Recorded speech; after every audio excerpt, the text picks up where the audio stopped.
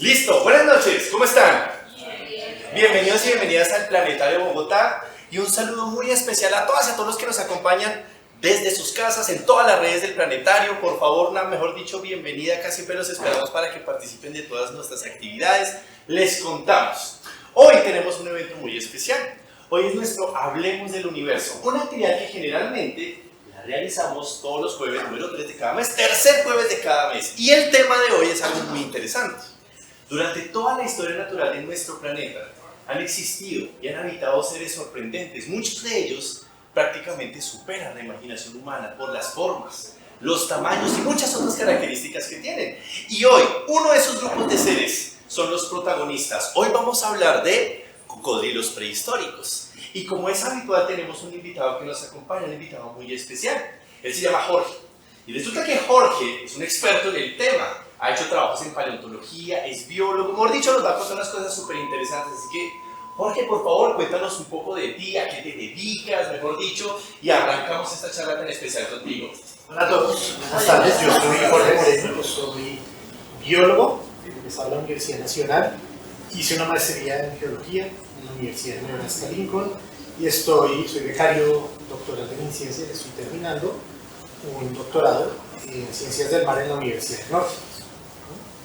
Y el tema de mi investigación siempre ha sido los fósiles de crocodilianos que hay en Colombia, pues porque resulta que aquí en Colombia se han encontrado muchos fósiles de crocodilianos, ¿no? Yo digo crocodilianos, sino cocodrilos, y no hacemos el problema, ¿no? ¿Qué alguien de la región Caribe, por casualidad?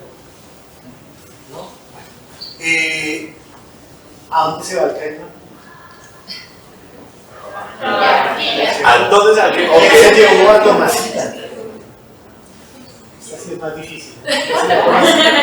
No, el caimán se la llevó, que es una canción de Ciénaga Magdalena. Está el monumento al caimán que se llevó a Tomasita, ¿no? Está Tomasita así con su sombrilla. El caimán, ¿no? Entonces los crocodilianos son los animales carnívoros más grandes en los ecosistemas continentales en la región tropical del planeta. Y usted mira un tigre, un león, no es tan grande como un cocodrilo, un caimán negro, ¿cierto? Y entonces, bueno, tenemos varios. Y una cosa se dice mucho de los cocodrilos, ¿no? Cuando se habla de cocodrilos, se habla de fósiles, pues normalmente la gente lo relaciona mucho. ¿Qué piensan ustedes cuando piensan en cocodrilos y en fósiles? ¿Qué cosa? Bueno, dinosaurios, pero ¿qué más se piensa? ¿Qué se dice normalmente de los cocodrilos? Pues a mí se me viene sangre fría, Jorge, de una, no sé por qué, pero se me viene sangre fría a la mente, sí, Bien, sí. Es una cosa. Bien. Escamas, ¿no? ¿Ah? Escamas. Dientes afilados, muy bien. Zapatos, claro. ¡La cosa! Zapatos naturales, ¿cierto? Ah, bueno, mira, agua, chévere. Agua, viene del agua, ¿no? Y bueno, pero cuando pensamos en el tiempo, ¿no? Los cocodrilos, cuando los proyectamos atrás, ¿qué pensamos de los cocodrilos? Que son muy antiguos, ¿no? Tienen miles de años. Eso tiene millones de años, ¿no? Y una cosa que dice la gente, cuando ustedes ponen Discovery Channel siempre echan una frase. Yo tengo problemas cuando veo documentales de cocodrilos o cuando veo películas donde salen cocodrilos, porque muestran como cortes, ¿no? Y suelen ser imágenes de archivo. Entonces yo estoy mirando, todo el mundo, y yo digo, no, este cocodrilo no es el mismo. Ahí. Está poniendo que eso no hay que estar escondido, ¿no? Pero entonces las cosas que dicen, que realmente no son ciertas y que quiero que se les grabe en la cabeza, es que los cocodrilos no son fósiles vivientes, ¿no? Porque esa es la otra cosa que dicen. Que es que los cocodrilos no han cambiado en tantos millones de años, son igualitos, etcétera, etcétera. No, eso no es cierto, porque a pesar de que nosotros pues, solemos considerar a los cocodrilos o otros animales como los tiburones como ejemplos de cosas que se han mantenido inmutables, sin cambiar a través del tiempo, eso no es cierto. Puede que por encima, si yo miro, por ejemplo, esto es un aligator de Florida muy parecido a este que está acá. Quiero invitarlos a que lo miren. Vayanlo pasando, es de plástico, ¿no? Vean, separarlo, sí, uno puede separarlo, mirarlo, ¿cierto? Pero ustedes miran el esqueleto recuerda mucho, por ejemplo, este esqueleto se encontró en una mina de carbón en Bélgica, tiene 125 millones de años. Cuando este animal vivía, la cordillera oriental no existía. Y nuestro continente, la parte norte del continente de América del Sur, está cubierta por un mar poco profundo. donde se estaban formando las reservas de petróleo, donde estaban formando los fósiles que están hoy en la cordillera oriental. Los hermanos Villa de Leyva, por ejemplo, encontraron un montón de fósiles. A mí, cuando alguien me dice, no, es que me encontré un fósil, usted le puede parecer bonito, entonces voy a sacarle una monita, pues unas cosas que parecen un caracol. Pero, he visto muchos, pero aquí en la cordillera oriental son algunos de los fósiles marinos, ¿no? Pero en Europa era un archipiélago en esa época y tiene cosas como estas. Si uno la mira así por encima, dice, no, es que esto es igualito. Pero quiero que tengamos en cuenta que hay unas diferencias. Si ustedes se dan cuenta, el paladar, si miran el cocodrilo estando vueltas por ahí, le miran el paladar, se dan cuenta que el paladar tiene unos huesos, ¿cierto? Al igual que nosotros, si ustedes se tocan el paladar, van a notar que nosotros en una parte tiene el paladar duro y el paladar blando, tenemos unos huesos que forman un techo, ¿no? Un techo de hueso del paladar, ¿cierto? Lo mismo podemos ver en otros animales. Esto, por ejemplo, que está aquí es un caballo, ¿cierto? El hueso, forma el paladar de hueso. Esto es un cerdo, también, ¿cierto? No todos los animales tienen esto. Si ustedes miran una iguana, ustedes miran un pollo, los que les gusta la sopa en evidencias, han podido ver el interior de la boca un pollo, por tanto, se ve que acá hay un surco, ¿no? Realmente, donde entran las fosas nasales, entran directamente a la boca. Pues esto, que es el hueso formando un techo para la boca, que según el paladar secundario, los cocodrilos modernos lo tienen, pero cuando observamos los fósiles, el registro fósiles, notamos que a lo largo del tiempo los primeros cocodrilos no tenían eso. Ustedes pueden ver estos dos huecos, son las entradas que van desde la nariz y pasan directo al paladar, como en un pollo, ¿cierto? Pero a medida que fue pasando el tiempo, los huesos cerraron este paladar y fueron moviéndose hacia atrás. Entonces ven que en la parte de atrás del cráneo hay unos huequitos, ¿no? Por aquí desemboca el conducto respiratorio. Eso le sirve mucho a los cocodrilos es una válvula ahí. Un cocodrilo se mete bajo el agua. Bueno, uno le ha metido la boca adentro, pero si usted ve la boca tiene una pliegue que cierra la boca cuando el animal está bajo el agua. Esas son las características que ellos fueron desarrollando a través del tiempo. Entonces, los cocodrilos realmente no se han mantenido iguales en ese aspecto, ¿no? Hay otro detalle, que es que si nosotros observamos un cocodrilo moderno, vemos que tiene unas placas en el lomo, ¿no? Estas placas se llaman osteodermos, ¿no? Cuando hablamos de, por ejemplo, de osteología, o algo así, en hueso, ¿cierto? Hueso. Cuando hablamos de dermo, cuando alguien va al dermatólogo, a miren aquí de la piel, ¿cierto?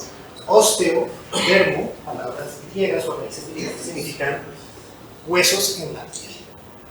Esto es un fósil del periodo Mioceno, de unos 14 millones de años, la Guajira, y este fósil es una de esas placas que está en el lomo de un crocodiliano, ¿no? Y ustedes pueden ver que las placas tienen una especie de pequeña cresta, ¿no? Y ustedes pueden ver que hay un escudo en la nuca que está separado de un escudo más grande en la espalda y además que son como plaquitas, son varias filas de plaquitas. Pero si ustedes miran el fósil, se van a dar cuenta de que solo hay dos placas muy largas. ¿Por qué? Pues porque los cocodrilos antiguos solo tenían dos placas muy largas y después las otras fueron apareciendo. Entonces ese es otro cambio que podemos ver de los cocodrilos. Otro cambio está en los huesos de la columna vertebral. Los huesos de la columna vertebral de los primeros crocodilianos, no decir cocodrilos, tenían por delante y por detrás como un huequito, como cuando uno se come un pescado y ve las vértebras del pescado, tiene huequito y huequito por lado y lado, más o menos así, pero con el paso del tiempo fueron desarrollando hacia la parte de atrás una bolita. Entonces los cocodrilos hoy tienen vértebras diferentes.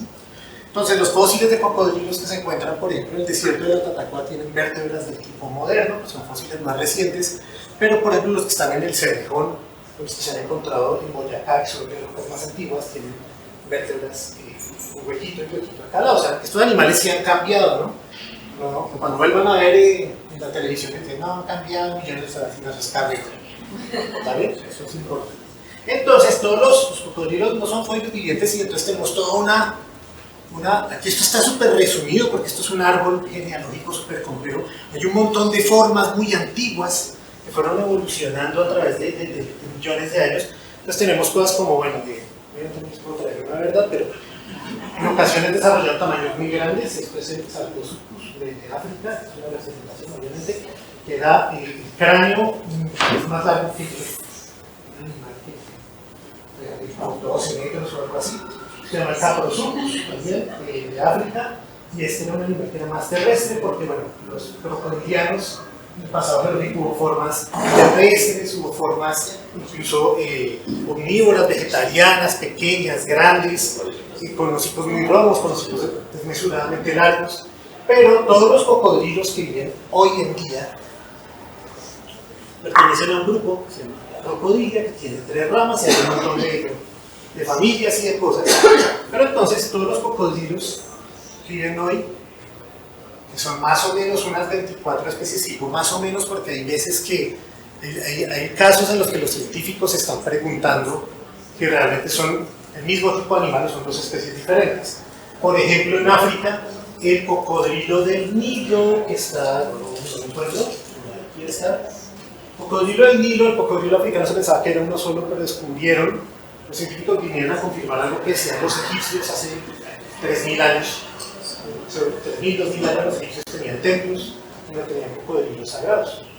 Entonces cuando el historiador griego Heródoto fue a Egipto, me dijo, no, mire, vengo a Egipto y los egipcios tienen unos templos que son más de curiosos, como puede ir a hacer turismo y comía los cocodrilos, pero los egipcios dicen que son 2 tipos de cocodrilos, son unos que son más fieros y otros son los cocodrilos sagrados que ellos tienen los templos. Y hace unos 10 años o algo así se vino a descubrir que en efecto hay 2 especies de cocodrilos en África, ¿no? O las babillas, ¿no? Las babillas son otro ejemplo. Las babillas son un crocodilo pequeñito, pues los machos más grandes llegan a los 2 metros, realmente es pequeño, como un crocodiliano. Y las babillas, que eran todas la misma especie, pero ahora se sabe que las babillas que están en la región andina y en la costa son una especie, y las que están en el llano y en la Amazonía son otra diferente. Eso es bien importante que lo sepamos. Pero bueno, todo este montón de especies, uno piensa en cocodrilo como si fuera un animal, ¿no? Uno normalmente piensa en la abeja, el cocodrilo o el pájaro como si fuera un solo tipo de animal, pero si uno empieza a indagar, se da cuenta, son muchos tipos de animales, ¿no? Hay biodiversidad. A veces habla y habla de biodiversidad y escucha el noticiero que habla de eso, pero realmente hace falta como sumergirse un poquito para comprenderlo mejor. Entonces tenemos al menos 24 especies, y estas especies están en 3 grupos. Los aligatóridos, que son los que tienen el rostro más ancho, los crocodilios, que son los que incluyen lo que llamaríamos cocodrilos verdaderos, entre comillas, y los gaviálidos, que son estos que tienen el hocico larguísimo y muy estrecho. Solo hay 2 especies de estos. ¿Sí? Hay como unas 14 cocodrilos, entre comillas, verdaderos. Y hay unas 8 de aligatorios, que son los que tienen el rostro más ancho, como el aligator que está dando el cráneo vueltas por ahí. Y entonces es curioso porque a mí me preguntan muchas veces, bueno, ¿cómo distingo yo a un caimán de un cocodrilo? Esa pregunta, ¿no? Si algunos se habrán hecho. Pues hay un problema, porque, por ejemplo, lo que llamamos caimán depende de la región.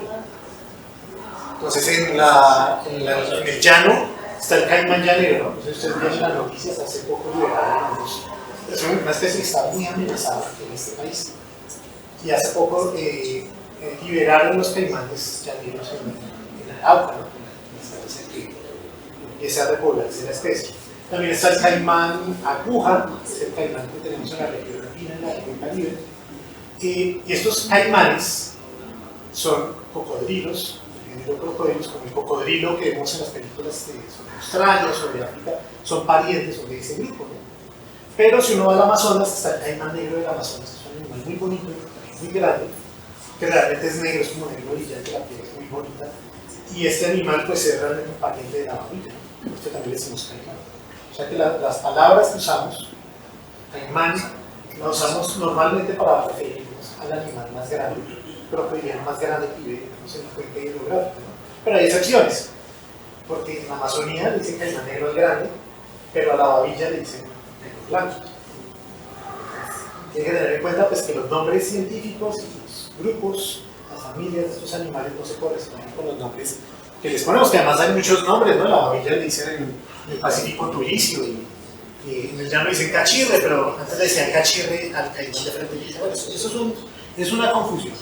Bueno, entonces vamos aquí, hay una un resumen, un árbol genealógico. Se ha estudiado tanto la genética como el registro fósil, ¿no?, de estos animales. Y hay hipótesis, como que, por ejemplo, los científicos moleculares no están muy de acuerdo con los paleontólogos acerca de cómo se viven estos animales, ¿no? Los aleatorios, como yo les decía, aquí en Colombia tenemos 4 especies. Tenemos el caimán negro, que es uno de los más grandes que hay. Son animales que pueden sobrepasar los 4 metros de largo. En Colombia también tenemos, bueno, la babilla, que está, ¿dónde está la babilla? Aquí está. O caimán de anteojos, no le dicen caimán de anteojos a la babilla, porque si usted mira de frente una babilla, no una babilla. Solo hay media babilla, pero... Los que tengan gafas se darán cuenta que las gafas tienen un puente. Usted mira una babilla de frente, se van a dar cuenta que la babilla tiene una ruquita entre los ojos, que las gafas, o sea, un caimán de anteojos, le dicen así, anteojos, en inglés espectáculo caimán, ¿no? Entonces, las babillas, recuerdan que hay 2 especies, ¿no? Y sale solo como si fuera uno, pero realmente son 2. Tenemos 2 especies de babillas.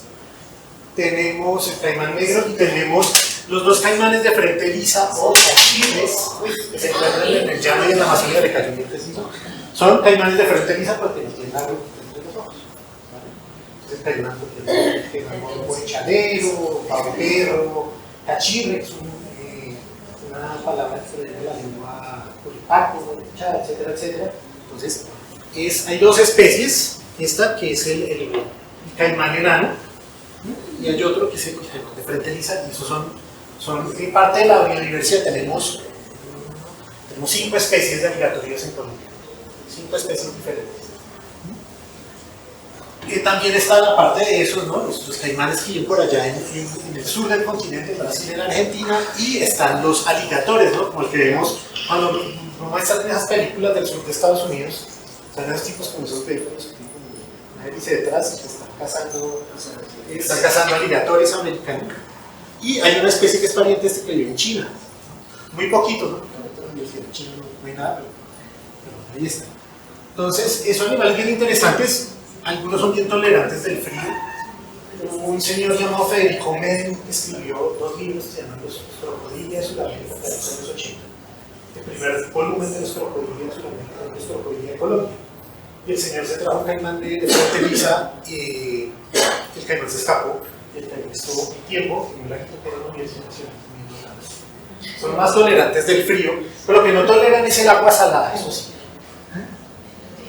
Entonces, estos son los aligatores, el aligator de Florida, de Estados Unidos, en algunos lugares puede hibernar cuando se llenan los lagos, ¿no? Estos son los caimaninos, ¿no? Los caimaninos que son los que tenemos acá, ¿no? La babilla, acuérdense el anteojo, que son 2 especies en realidad. El caimán del Paraná, el caimán de rostro corto, que es un machato, el caimán negro. Hay caimanes negros que tienen la cabeza más ciega, grandes de verdad, y son negros, ¿no? Son hermosos, no completamente negros por encima, completamente blancos por debajo. Y los caimanes de frente lisa, que parecen postres, porque son color chocolate caramelo, muy bonitos, tienen los ojos dorados, más hermosos, ¿no? Pero también tenemos caimaninos, en América del Sur tenemos caimaninos que van más allá de esa variedad de registro fósil, ¿no? Entonces, por ejemplo, aquí está el Purosaurus brasiliensis de Brasil. Eso solo el cráneo, ¿no? Entonces, se puede hacer una idea del tamaño del animal.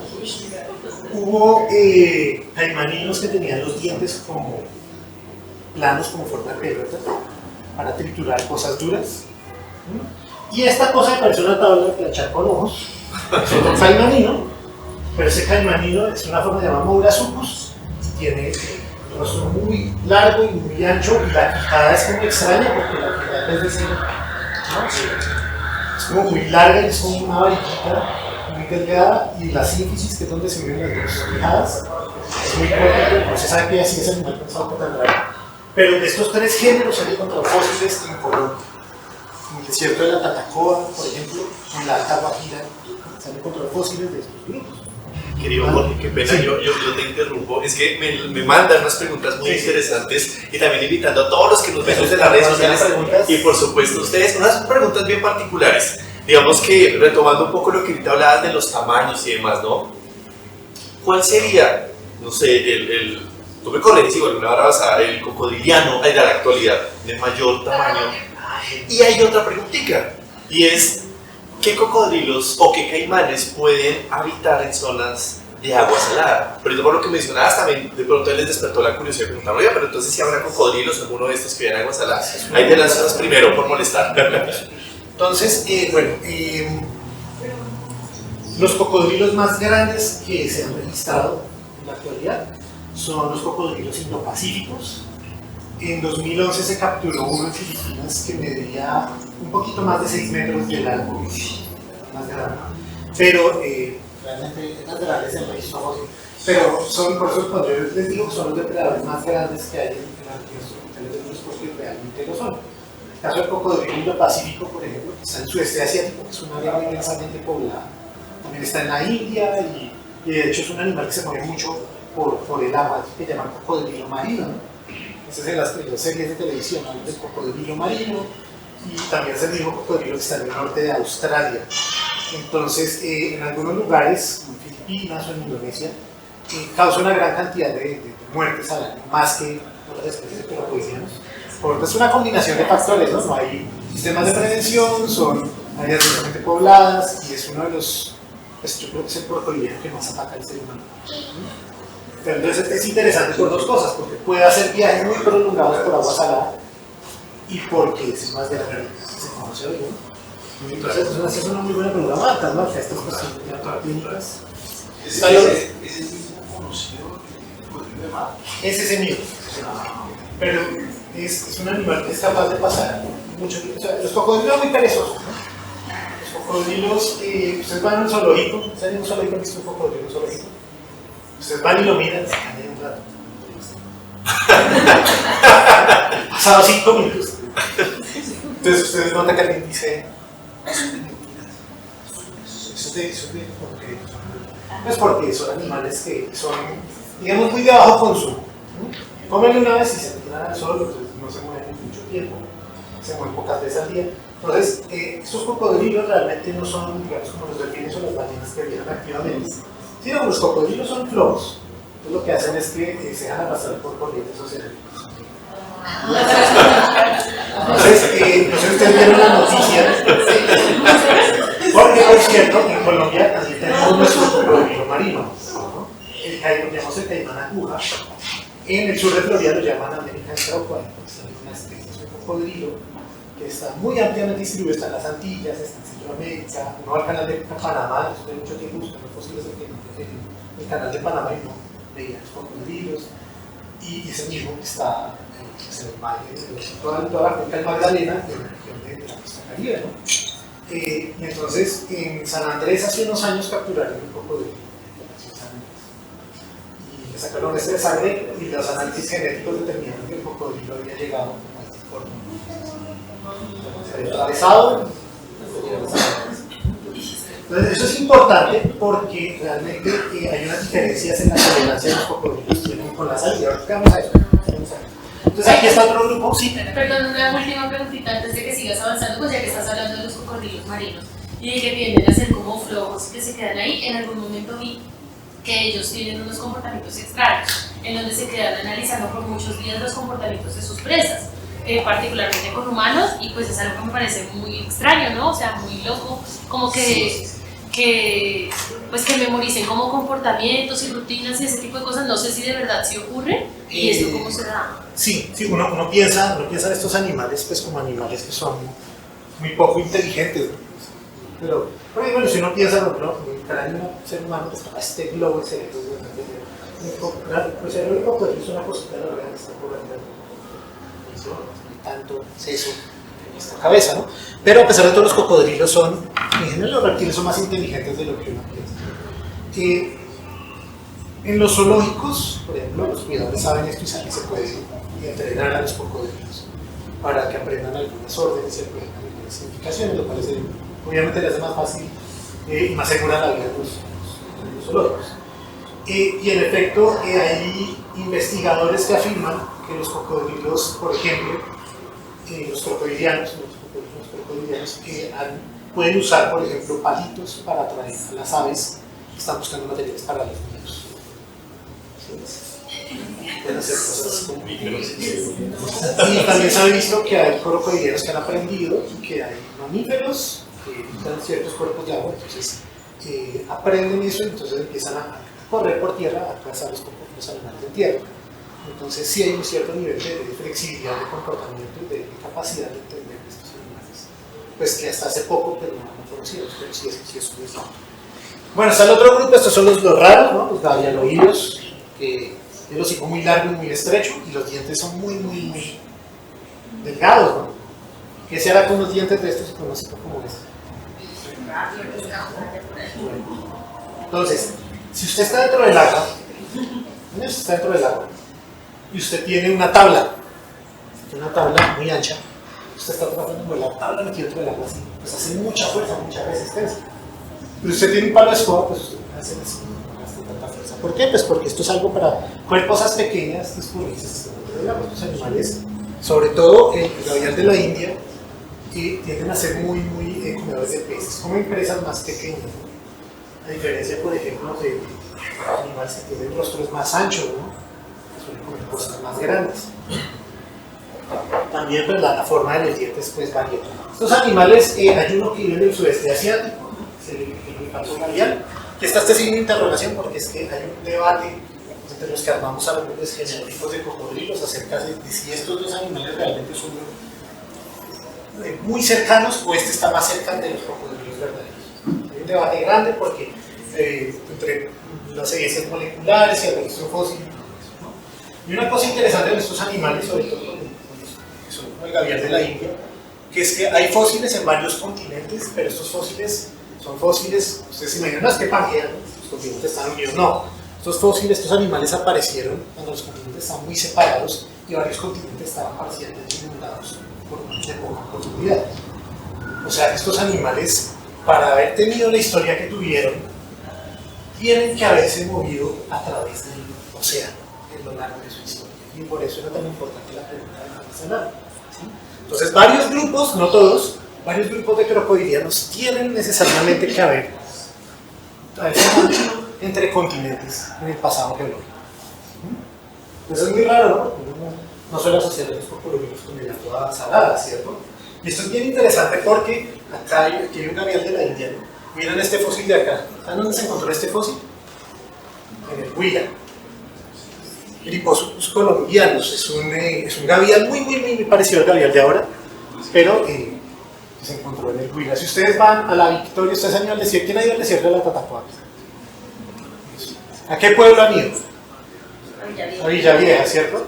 A la próxima que vayan, los teman ido. Pues en vez de ir a Villavieja por Neiva, después del peaje de Patá hay un desvío, un pueblito que se llama Patá, y más allá hay un pueblito que se llama La Victoria. Y ahí está el Museo de Historia Natural de La Victoria, y van a poder ver no solo el Griposuchus colombiano, sino muchos otros cocodrilos y otros fósiles espectaculares. Les juro que no se van a arrepentir porque es una experiencia, digamos, inusual para un museo local, muy bonito. Vamos a saltarnos esto. Hay varias ideas. Y aquí están los crocodilios. Otra vez ponemos a este, es que no sabemos, ¿cierto?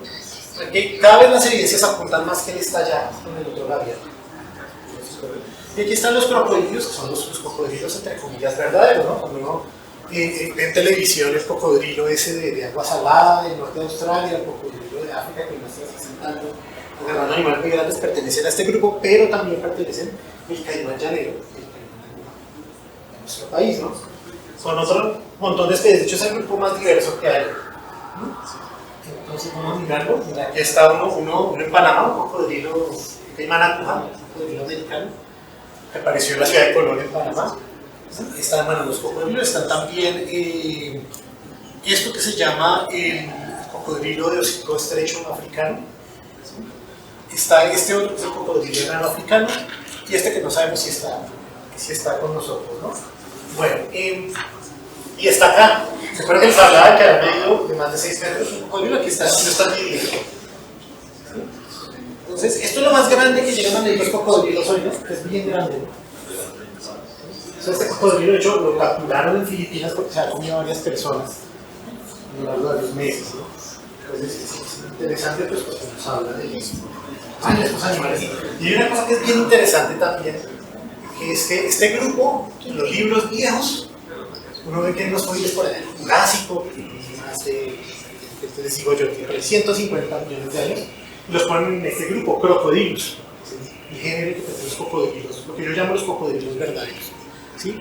Entonces, pues, eso era porque, pues, como se veían tan similares superficialmente, la gente creía que eso no había, lo que yo les decía con eso, que eso no había cambiado, pero a medida que hemos desenterrado más fósiles, los hemos descubierto más, etcétera, etcétera, y ahora que hay técnicas moleculares, ¿no? El ADN y todo esto, y nos hemos dado cuenta que los cocodrilos verdaderos son un invento muy reciente. Aparecieron los primeros hace apenas unos 5 millones de años. Es un poquito antes de que empezaran a evolucionar los antepasados de la humanidad. ¿Sí? O sea, ya el mundo era muy parecido al mundo moderno. Y una cosa que es bien interesante es que los cocodrilos que viven hoy en América del Sur, sus parientes más cercanos son cocodrilos africanos. Y como aparecieron hace tan poquito tiempo, tienen que haber cruzado el Atlántico nadando por el mundo. De alguna manera llegan hasta acá.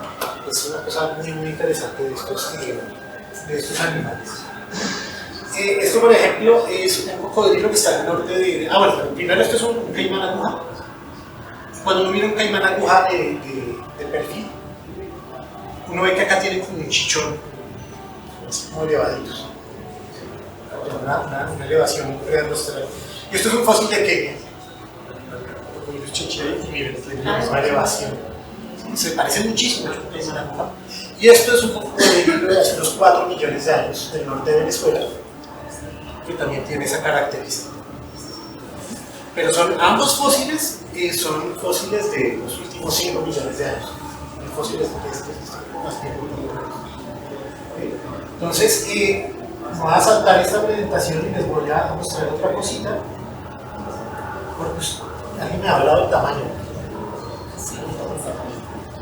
O sea, ¿para qué nos importa saber el tamaño de los animales? Sí. Perdón, una pregunta: ¿cuál es el promedio de vida de un cocodrilo? Hay unas especies de las diferentes, de las 20 y pico especies que mencionó.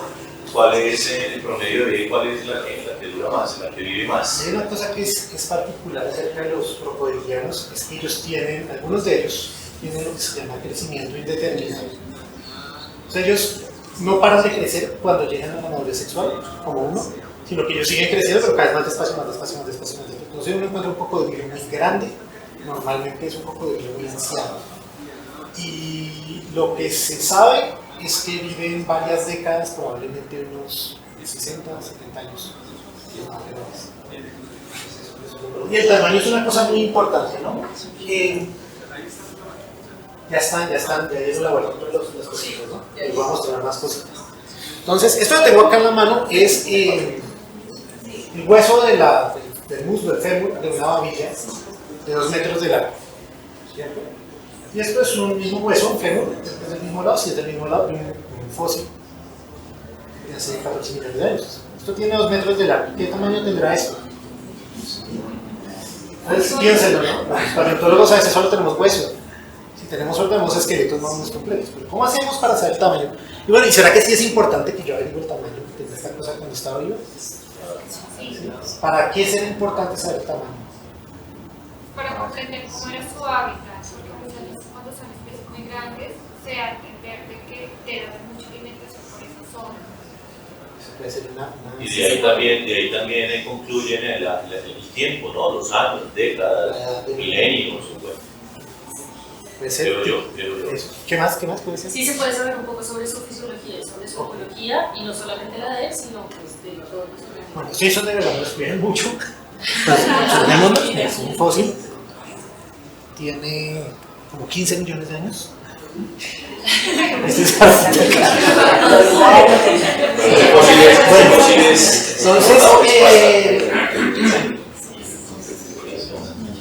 bueno, los seres vivos tienen diferentes tamaños, ¿no? Entonces, eso es importante y eso no ha pasado desapercibido para la gente que estudia las fases activas, ¿no? Entonces, hay un montón de libros y de cosas que hablan, ¿no? sobre la escala, ¿no? de los seres vivos, ¿no?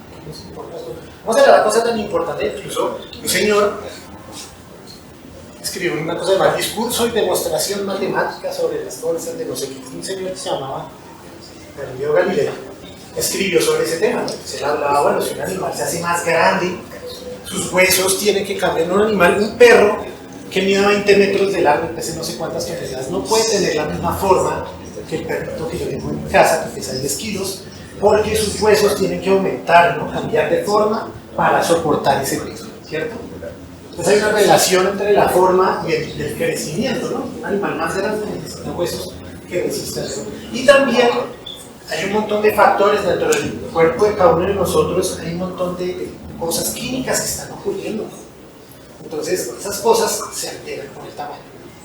Entonces hay una relación entre el tamaño y la cantidad de oxígeno que se consume, la cantidad de comida que se necesita, pero eso no aumenta linealmente, ¿sí?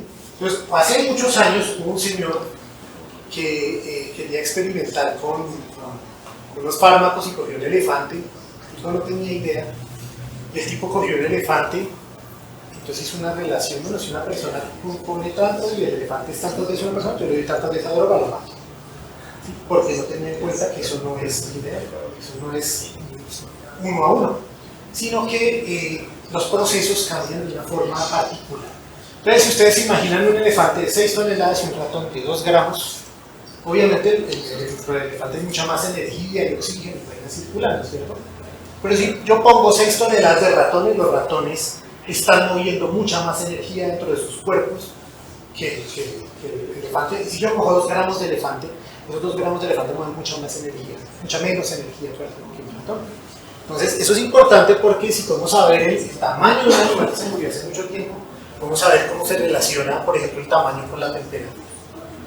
Muchos de las mariposas, insectos y otros animales, serpientes, lagartos, cosas de sangre fría, que son más grandes, la rana más grande, la mariposa más grande, todas viven en la región tropical, ¿no? Porque la temperatura tiene un poco que ver con la forma de vida, ¿no?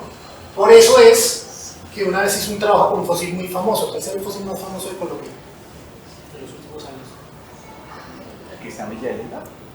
Villalegua, pues eso es bien conocido, pero en 2008 salían las noticias de todo el mundo un fósil que encontraron en Colombia.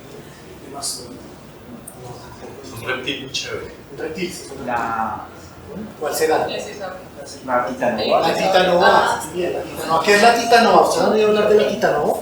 No oído hablar de la Titanova. Bueno, el extranjero sabe más de la Titanova que acá. Pero entonces, tengan en cuenta eso. En la mina de carbón del Cerro, en 2008 se publicó, en 2009, perdón, un hallazgo de unas vértebras grandísimas de serpiente. Encontró partes de las vértebras, un equipo muy afortunado que encontró el cráneo. Esto todavía no está publicado, pero se han encontrado muchas vértebras. Entonces, la cosa es que esta serpiente vivió en una época que se llama el máximo térmico del Eoceno, Paleoceno, que es una época que en esa época, por ejemplo, usted va a Canadá o al Círculo Polar Ártico y encuentra fósiles de palmeras y cocodrilos. En Alemania usted encuentra fósiles de cosas de selva, ¿no? Porque el clima de la Tierra se calentó tanto que las zonas se desplazaron. Y esta Titanova vivió cerca de esa época y parece ser que el tamaño corporal de esta serpiente solo se puede explicar porque realmente las temperaturas también en la región tropical aumentaron mucho, ¿no? Pues si a ustedes no les gusta el calor, entonces el calentamiento global les puede estar ofreciendo una perspectiva bien aterradora, ¿no? Lo mismo, esto lo hizo un paleontólogo colombiano que se llama Edwin Cadena, él es profesor en la Universidad de Rosario y él estudia tortugas, ¿no? Y él estudió una tortuga muy grande, se llama Stupendem, es una tortuga grandísima, como de 3 metros en capacidad.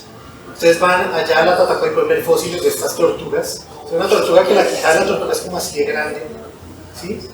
Y él también estudió este fenómeno que no encontró la misma relación, ¿no? Entonces, ¿por qué estudiar el tamaño de los crocodilianos, ¿no? Aquí está otra vez el cocodrilo gigante de Filipinas, ¿no?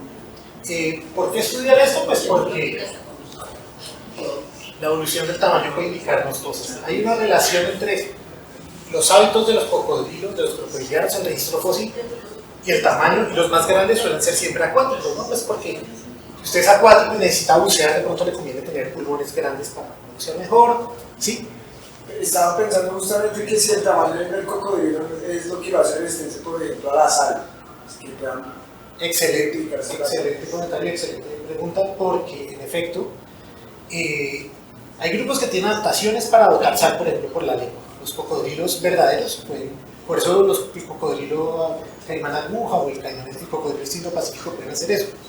Pero en el otro grupo, en los aligatorios, los caimanes y los aligatores, las babillas, ellos no pueden hacer eso. Ellos no pueden tirar sal por la lengua ni por los riñones. Entonces, estos tipos, cuando están en agua salada, tienen que regresar agua dulce o si no se mueren. Entonces, los únicos que pueden moverse más o menos por agua salada son los anfibios más grandes, porque una de las características que tiene que ver con el incremento del tamaño es que cuanto más grande ustedes, es más voluminoso, pero tienen menos superficie para intercambiar cosas. ¿Sí? Por eso es que los animales más grandes tienen órganos más complejos. Una manita bien chiquita, el pulmón es una bolsita y ya. Pero un animal mediano tiene ya el pulmón como replegado, y nosotros tenemos lo que llaman los alveolos pulmonares. Son un montón de réplicas y réplicas y réplicas para tener más superficie en un órgano más grande, por esa misma razón. Bien. Entonces, la cosa es que en los crocodilianos acuáticos es reiterativo la evolución de bichos gigantes. Esto lo describió una paleontóloga colombiana que se llama Diley Cortés, que encontraron en Boyacá unas partes de un crocodiliano que es similar a unas formas que se han encontrado en África, que es un crocodiliano de las formas antiguas, ¿no? Porque esto es una cosa de Boyacá por allá en el Mesozoico, cuando había dinosaurios todavía, entonces eran las formas gigantes que han evolucionado varias veces, ¿no?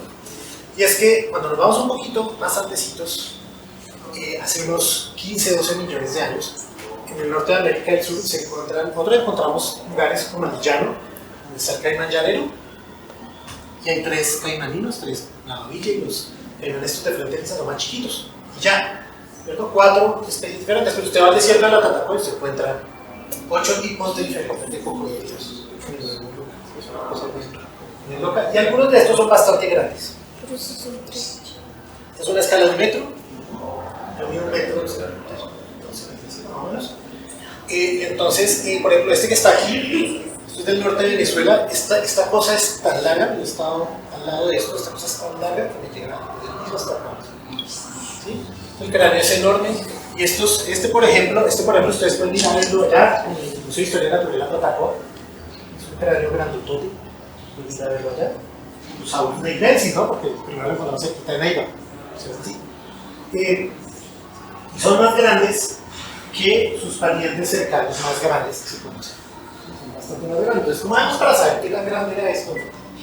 Aquí está la quijada esa que yo les decía. Aquí está un amigo, un colega que se llama Rodolfo Sánchez, que es un paleontólogo venezolano. ¿Qué tan grandes eran esos chichones? Por eso les preguntaba qué tan grande ese hueso. Ustedes miren ese hueso. Es más grande, ¿no? ¿Qué tan grande es? ¿No? ¿Cómo hace uno para saber qué tan grande era un animal que no solo lo conoce por huesos? ¿Cómo hacemos para estimar confiablemente el tamaño de una cosa que se murió hace millones de años, que solo tenemos unos huesos? Hay que tener en cuenta, por ejemplo, esto es un perro, ¿no? Bueno, nunca es un perro. Si yo uso las proporciones de este animal para predecir el peso de este animal, probablemente me voy a equivocar. Esto es un carnívoro que vivió hace unos 30 millones de años por el norte de América. ¿Por qué? Pues porque este animal tiene las patas más largas, ¿cierto? Este es más cabezón. Si yo fuera a deducir el tamaño de este animal con base en la longitud de la cabeza, pues me equivocaría, ¿cierto? Porque me estimaría un animal más grande de lo que en realidad es. Entonces tengo que tener cuidado, tengo que escoger cuál es el animal. En el caso de los cocodrilos, la forma fácil de estimar el tamaño es medir de aquí, que se llama la longitud dorsal del cráneo. ¿Por qué es fácil? Porque yo puedo coger un animal vivo y medirlo, y puedo medirlo en un cráneo en un museo. La misma longitud, porque se puede ver fácil en el animal vivo. Hay otra forma que es fácil, y es usando este hueso, que es el hueso del muslo, que es el fémur. Eso también lo han hecho, ¿no? Por eso hay por ahí unos fémures, ¿no? Entonces, ¿y el tamaño qué es? ¿No? Porque es que también hay que preguntarse, ¿el tamaño qué es? ¿Es el que sea más alto? ¿Es el que sea más largo? ¿Qué será el tamaño? ¿Cuál será la forma más fácil de comparar el tamaño del animal? ¿El largo? ¿Cuál será? El peso. Muy bien, es el peso. Pero entonces vamos a pensar en un ejemplo de por qué es el peso. Ustedes, por ejemplo, si ustedes van a un zoológico, ven un rinoceronte, un hipopótamo, Son animales muy grandes, muy pesados, pero que no son muy altos, ¿no? Usted se podría subir a un caballo y estar al lado del rinoceronte, el hipopótamo, el zoológico, y su cola estaría más alta que la espalda del hipopótamo, ¿cierto? Porque es un animal más chaparrito, ¿cierto?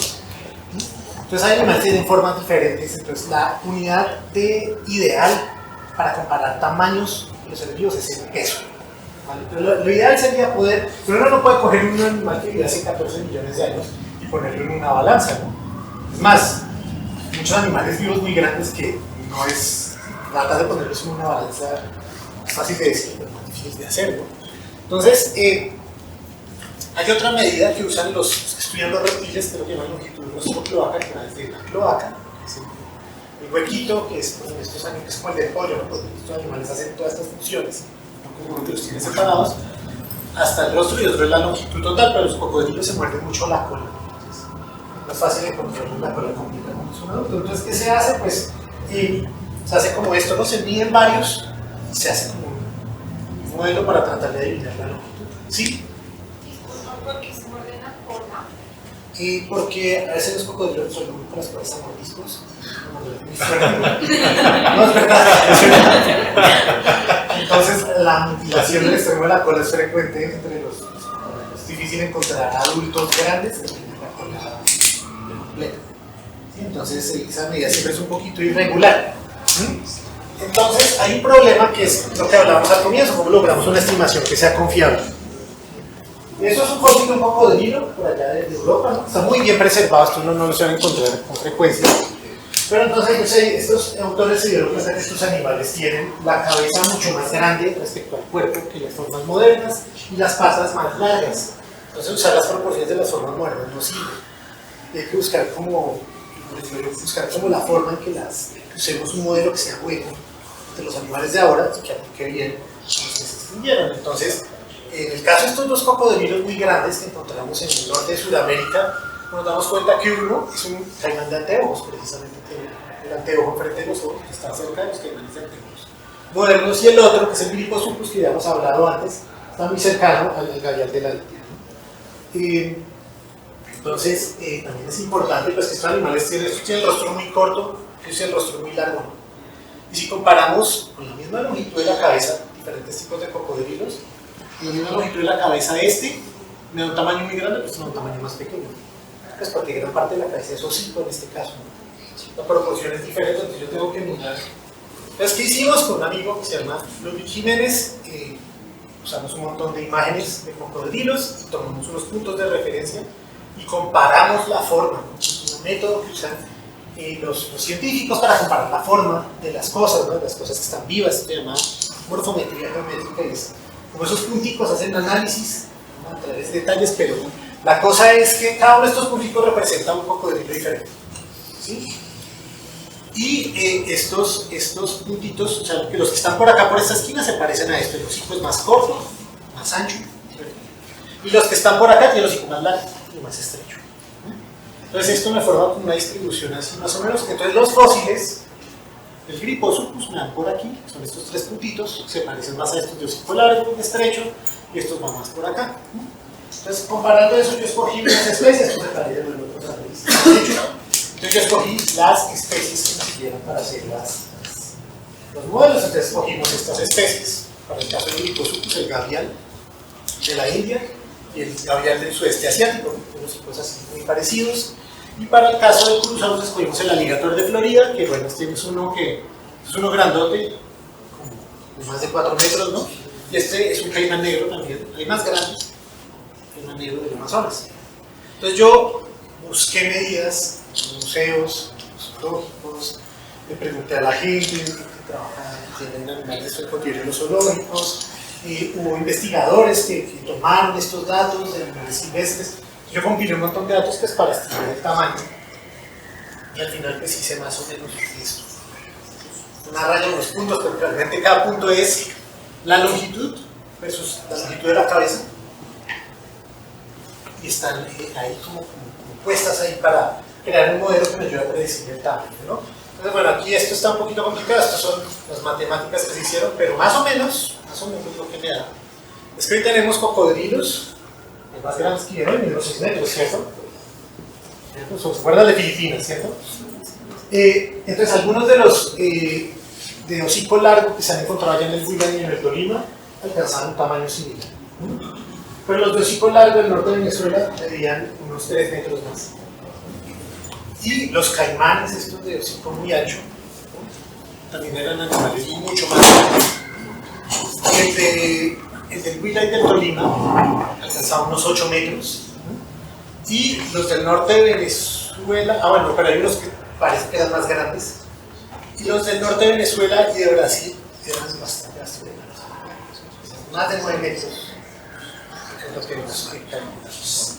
Entonces acá hay unos huesitos, ¿no? Vamos a hablar de eso. Entonces, ¿será que sí tiene que ver la temperatura? ¿Qué es esta cosa, no? ¿Qué será esta cosa que está acá? ¿Qué creen ustedes? ¿Una montañita? Yo les voy a explicar.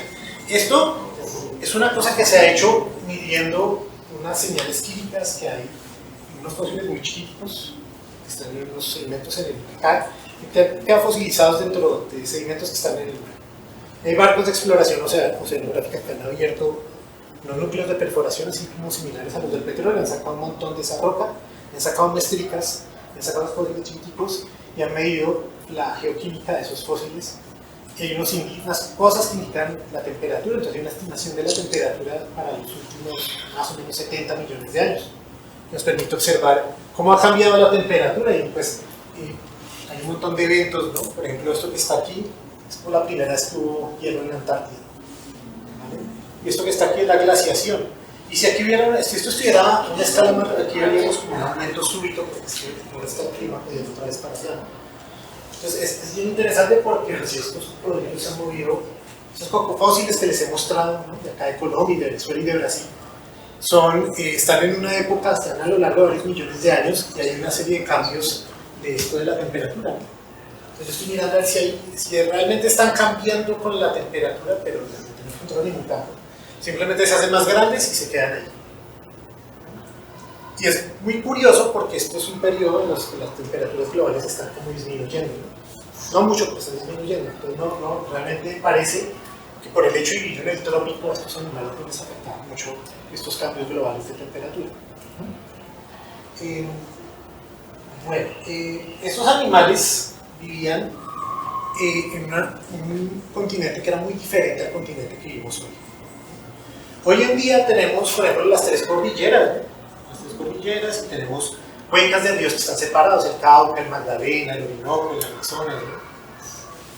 Pero hace unos 15 millones de años, la cordillera oriental, donde estamos nosotros, para una cordillera grandota, esa vaina no se había acabado de levantar.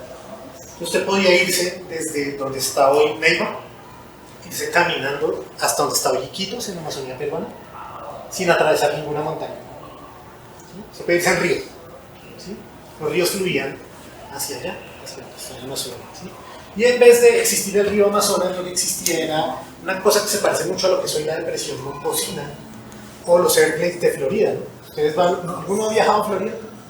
¿Algunas horas volado la depresión Momposina? No hay, son puros lagos. ¿Sí? Es una zona que no es una cosa porque es como medio bajita y entonces no escurre bien el agua, entonces hay mucho pantanales. Entonces en la Amazonía lo que existía era un pantanal gigante que los científicos llaman sistema Tebas. ¿Sí? Y a esto se conectaba a los ríos que venían, porque no había ni cordillera oriental y eso se conectaba por el norte con el Caribe. Y uno encuentra fósiles de estos cocodrilos pues, en el norte de Venezuela, en la Guajira, en el Valle Magdalena, en la Amazonía. ¿No? O sea, estos animales habitaban este sistema que estaba conectado con ríos, con costas, con todo. ¿No? Pero a medida que se fueron levantando las cordilleras, pues se separaron las cuencas, se separó primero el Orinoco y el Amazonas, y después las cordilleras separaron lo que es hoy el Magdalena y el Cauca, y además el paisaje cambió, ¿no? Dejaron de haber estos pantanales gigantes y se volvieron, por ejemplo, el Amazonas se volvió esos ríos que uno ve así bien meandricos, bien retorcidos que cuando pasa por encima de un avión, ¿no? Y esto marcó la extinción de estos animales. Ahora, ¿cómo hacen dos animales gigantes para vivir? En el mismo lugar, ¿cómo hace este caimán? Los dos son grandotes, ¿no? ¿Cómo hacen para vivir en el mismo lugar? Esto es una foto que tomaron de la India. Aquí está el gavial de la India, con su hocico bien largo y bien estrecho, y esto que está allá aquí se llama el cocodrilo de pantano, o cocodrilo de la India, y habitan los mismos ríos. Y ahora vamos a volver a hablar de ellos porque yo les había mostrado fémures, ¿no? Los fémures. Pues el fémur es el hueso largo más grande de los cocodrilos. Todos los demás huesos de los brazos y de las piernas son más pequeños. Y hay científicos que han medido los huesos de estos animales y se han dado cuenta que se corresponden más o menos bien con el tamaño. Entonces, pues, nos preguntamos qué podría pasar si pues, encontrábamos animales de estos que tuvieran también el fémur. Y en el norte de Venezuela hay dos que tienen el fémur y el cráneo. Entonces puedo hacer la estimación de tamaño con el cráneo y con el fémur, ¿no? Ambos me dieron como que si comparamos la estimación de tamaño con el cráneo, con el tamaño del fémur, me da algo así como que ambos tenían fémures un poco pequeños, pero es más o menos normal porque los cocodrilos suelen tener como a medida que van creciendo, como que los brazos y las piernas crecen más despacio. Pero en el caso de este tipo, que es un animal grandotote, la diferencia entre el tamaño que estimamos a partir de la cabeza y el que estimamos a partir de las patas es muy marcada. O sea, este animal se sale de lo que uno esperaría de las proporciones de los cocodrilos modernos. O sea, en otras palabras, esta cháchara está diciendo que era muy paticote. ¿Sí? Bueno, estoy viendo, no veo caras de confusión, entonces lo que estoy tratando de decir es muy paticote, es inusualmente paticote. Si comparamos la proporción entre el brazo, el hueso del brazo y el de la pierna, en este son más desiguales que en este. Un investigador japonés que miró todas las especies modernas y se dio cuenta que había diferencias y que la especie que tiene los miembros más chiquitos con respecto al cuerpo y que tiene los brazos más grandes, la que tiene las piernas más largas comparadas con los brazos, es el famoso gavial de la India, ¿sí? O sea que este animal no solamente se parecía en la cara, sino también en las proporciones de las extremidades al gavial de la India. Por otro lado, Purusaurus, en el norte de Venezuela hay un esqueleto muy completo que estudiaron unos investigadores y tiene unas características que parecen, normalmente los cocodrilos tienen dos vértebras que se pegan a la cadera.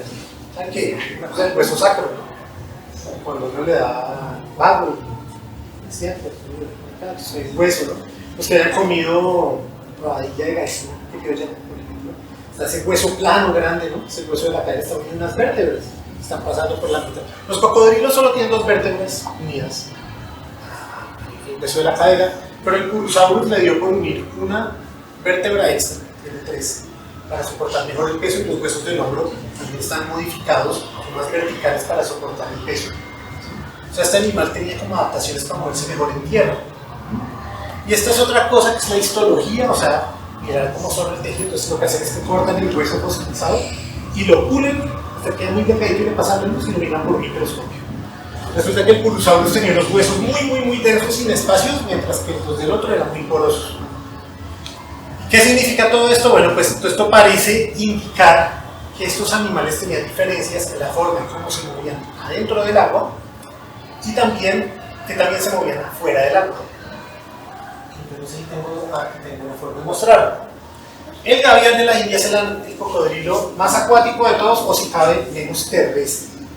Porque este animal cuando recién nace camina como los demás cocodrilos, pero cuando alcanza cierto tamaño deja de caminar y se empieza a mover como las tortugas de mar, arrastrándose con las cuatro patas a la vez. Se mueve chistoso, ¿cierto? No puede caminar más que eso, porque es muy paticorto, ¿no? Entonces es probable que este animal se moviera de una manera similar, mientras que el cocodrilo de pantano camina muchísimo, se mueve entre cuerpos de agua, el otro no se aleja mucho del agua, pues, y está restringido en los ríos, que además este es malísimo para subir pendientes. Entonces este elige orillas que son un pendiente muy poco pronunciada, mientras que este sí es capaz de moverse en lugares que tienen vegetación, a orillas rocosas y todo eso. O sea, que los mismos cuerpos de agua, los mismos ríos ocupan diferentes lugares dentro del mismo río. ¿Ok? Entonces es probable que estos animales, hace más de 10 millones de años, estuvieran haciendo algo similar. Ok, entonces yo creo que ya terminamos de hablar del tamaño. Ustedes tienen preguntas, yo quisiera escucharlos, ¿no? Llevo mucho rato hablando sobre ello. ¿Ellos respiran bajo el agua o ellos aguantan como aguantan la respiración? Depende. Sí, ellos funcionan los pulmones y se quedan ahí debajo del agua. Pero también hay que tener en cuenta que estos son animales de sangre fría. Yo no sé si ustedes han visto una tortuga acuática alguna vez.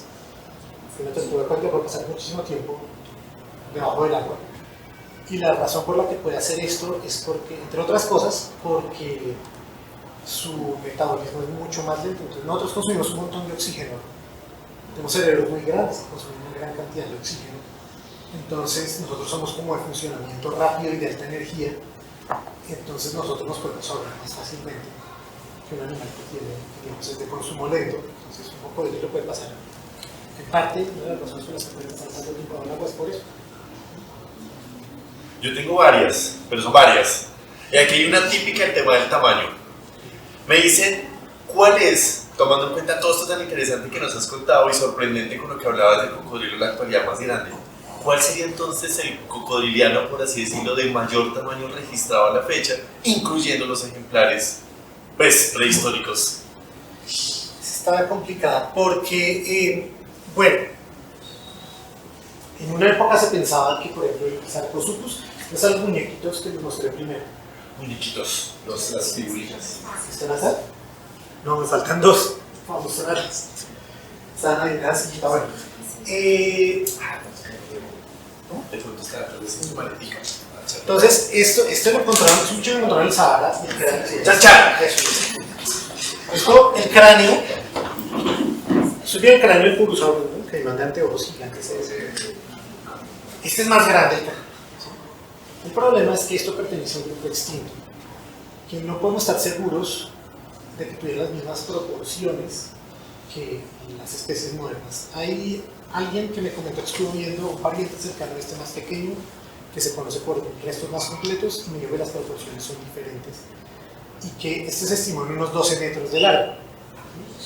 Pero cuando usted hace el ajuste con sus parientes más cercanos, realmente esto está bajando unos 9 metros y el tamaño va aproximándose al de estos. Y se está comenzando a pensar que quizás existe un límite como al tamaño que pueden alcanzar los crocodilianos. Si a mí me lo preguntaran, yo creo que es posible que el tamaño máximo esté alrededor de los 10 metros. Y son estos, está este que es el Sarcosuchus, está el Purusaurus, ¿no? Este gigante, el Gryposuchus también, el Gryposuchus gigante, y está en, no me acuerdo cómo se llama el otro. Hay uno que se llama el Deinosuchus, que es de Norteamérica, pero también hay otro montón, porque resulta que el asunto de la evolución del tamaño, de tamaños muy grandes, es como reiterativo, como que aparece varias veces. Entonces en el final del Jurásico aparece uno, después del Cretácico aparece otro. En diferentes épocas aparecieron cocodrilos gigantes de diferentes familias. Y si a mí me lo preguntaran, yo diría que realmente son más parecidos en tamaño de lo que se pensaba, que el tamaño máximo está alrededor de los 10 metros. Pero todavía no les puedo decir eso con certeza, pero es lo que parece que está apuntando todo. Porque sigue siendo enorme. De hecho, hay otra pregunta que está un poco conectada con esa y es, pues hablando de los cocodrilianos antiguos, ¿no? ¿Han visto en algunos documentales? Yo creo que sí, súper chévere, por eso pronto está la pregunta, de algunos que al parecer como que comían, no sé, porque convivían con dinosaurios, entonces pensaban, no, entonces deben ser muy grandes y eso. Entonces la pregunta va por ahí, si hubo, no sé, cocodrilos muy grandes o cocodrilianos más bien que sí, o sea, si esto es verdad, que podían consumir o comerse a un dinosaurio. Bueno, y muchos de estos crocodilianos acuáticos, los dinosaurios, esto parece un cuchillo, ¿no? ¿Sí? Pero no, esto no es un cuchillo, esto es una réplica de un dinosaurio. Los dientes de los dinosaurios y, por ejemplo, de lagartos carnívoros grandes, como los varanos, los dragones de Komodo, son cuchillos, ¿no? No sé si a este se le ve, pero tiene como unos dentículos que parecen un cuchillo de cortar carne. ¿Quieren observarlo? Entonces, son dientes para cortar, pero un cocodrilo tiene dientes cónicos, ¿no? Esto es un diente de un Purusaurus. Y esto es un cono, ¿no? También tiene por delante y por detrás una especie de filo, pero realmente esto es un cono que es muy robusto, ¿no? Y esto es para perforar, en una hilera de perforaciones que usted corta por la profundidad, ¿no? Entonces, esto es para agarrar, ¿sí? Más que para cortar.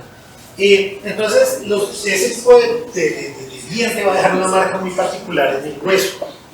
Y parece que una de las causas de la evolución del gigantismo puede ser la adaptación a comer presas de gran tamaño, ¿no? El Purosaurus tiene un cráneo muy como gordo, como reforzado, y unos dientes son muy robustos. Y se han reportado, por ejemplo, huesos de perezosos terrestres. Hoy en día los perezosos son animales pequeños, ¿no? Pero en el pasado geológico había de todos los tamaños, entonces hay un fósil de un perezoso que es un animal más o menos del tamaño de una vaca, es el fémur, pero está todo lleno de, como si hubiera un objeto cónico y un agujero, ¿no? Porque probablemente un Purosaurus de estos lo mordió mientras estaba probablemente tratando de partirlo en pedazos más comibles, ¿no? Entonces, un diente de un dinosaurio que es como un cuchillo deja una marca sobre el hueso, que es como cuando usted descarga un hueso, y a veces los que hayan de pronto preparado una costilla para el asado, qué sé yo, se habrán dado cuenta que a veces los cuchillos de carne que tienen sus dentículos dejan como una serie de rayitas así, y a veces esos dientes dejan, pero los cocodrilos son más como si usted pudiera con una pica y pues así, entonces el hueso se parte, ¿no? Se quiebra como con las grietas. Entonces se han encontrado fósiles así, no solo, por ejemplo, en el caso de estos de mamíferos, sino en fósiles más antiguos de dinosaurios se han encontrado efectivamente mordeduras de cocodrilos que tienen unos patrones muy particulares porque, por ejemplo, bueno, ustedes han visto un perro comiendo un hueso, los perros muerden los extremos de los huesos para sacar el tuétano que está dentro. Entonces, los mamíferos dejan los extremos de los huesos muy mordidos.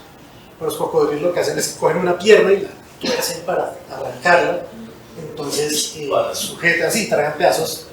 En ese proceso ellos perforan con los dientes y sujetan, tocan el hueso, le pegan y después le tuercen, entonces eso deja unas patrones que son diferentes y se pueden reconocer en los fósiles. Aquí hay otra, y eso me parece una cosa re loca, y por supuesto nuevamente un saludo gigante a todos los que nos acompañan desde las redes sociales. Y nada, me parece una locura esto que preguntan acá, y es si tú al inicio hablabas un poco de algunos cocodrilos que también a medida más o menos de la mitad de la charla, que estaban un poco más, digamos que cercanos al movimiento del ambiente terrestre, ¿no? Preguntan si existieron en algún momento de la historia natural tal vez cocodrilos que fueran mucho más del tema del ámbito terrestre y si de pronto cazaban así en tierra, ¿no? Así como, no sé, persiguiendo, buscando, pero así activamente, así, súper loco. Nada más que conté los dientes porque tiene mucho que ver con eso. Cuando hablamos ya de los crocodilios en un grupo más grande, ¿no? No solo el grupo al que pertenecen las formas modernas, sino de todos sus parientes extintos, hay grupos enteros que eran grupos de animales terrestres, ¿no?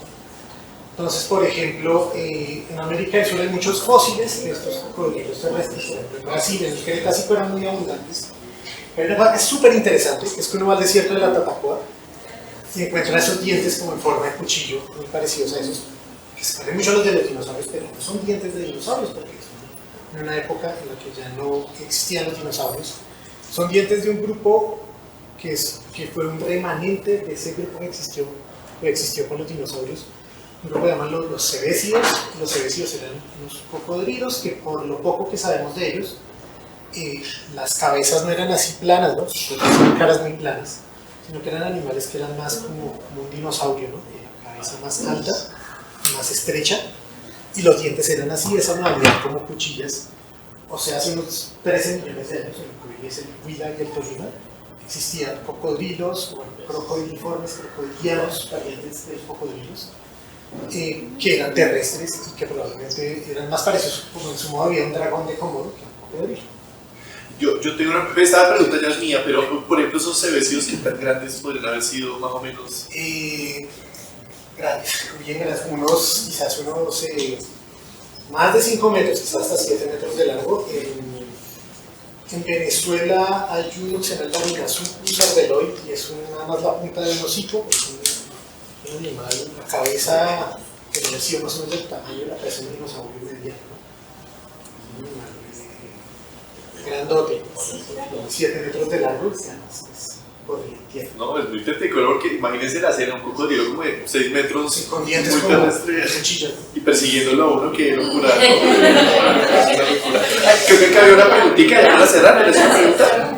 Había por ahí Otra preguntita, aquí hay una preguntita. El tema del cuidado parental, ¿qué tanto ha cambiado en el tiempo?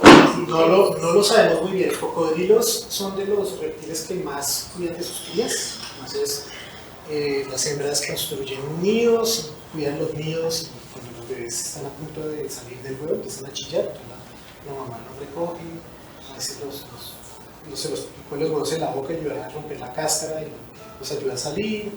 Y en algunas especies los cuida durante cierto tiempo. Entonces uno ve la mamá así como una gallina con los pollitos, uno puede ver una vajilla caminando con todos los detrás. Y hay fósiles de unos 45 millones de años de cocodrilos que murieron, no sabemos bien cómo, por qué, pero es el fósil del esqueleto al lado de un nido. Entonces es probable que el cuidado parental tenga ya un tiempito establecido.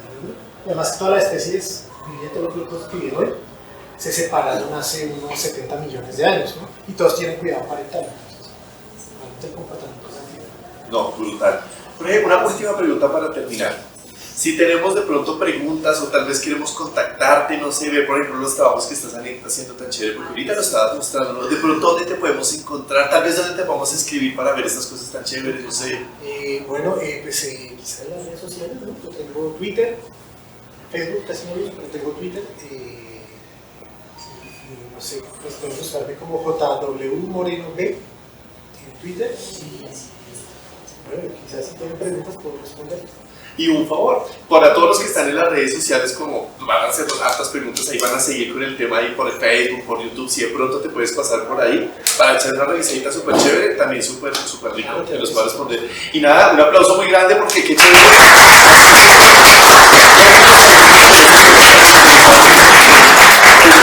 Aquí ya acabamos la actividad. De verdad, muchísimas gracias a todos los que nos acompañaron, por supuesto a todos los que estuvieron aquí. Recuerden, todos los terceros jueves de cada mes hacemos estas actividades de Hablemos del Universo, donde hablamos de temas diferentes, no solamente astronomía, sino de una gran variedad de temáticas. Y usualmente tenemos estos invitados tan chéveres que nos acompañan, nos cuentan cosas bien particulares, bien interesantes, así que pegados de las redes sociales. Y ya saben, acá siempre bienvenidos y bienvenidas al Planetario Bogotá. Muchísimas gracias y aquí nos vemos a todos los que nos acompañaron. Muchas gracias. Por un aplauso.